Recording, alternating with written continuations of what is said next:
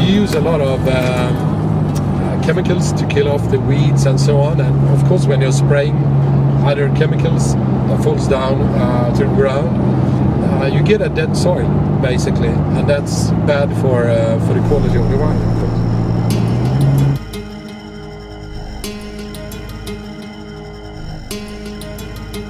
My dad was a farmer.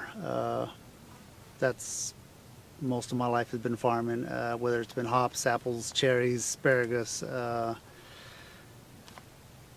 grapes. You just kind of fell into it. You know, you're just doing one thing or another, and Tom asked me to come along and help, and I said, yeah, sure, I'll help you. And 13 years later, we're still here, and it's it's ask anybody, ask any farmer. You start learning the day you start, and you never stop till the day you die.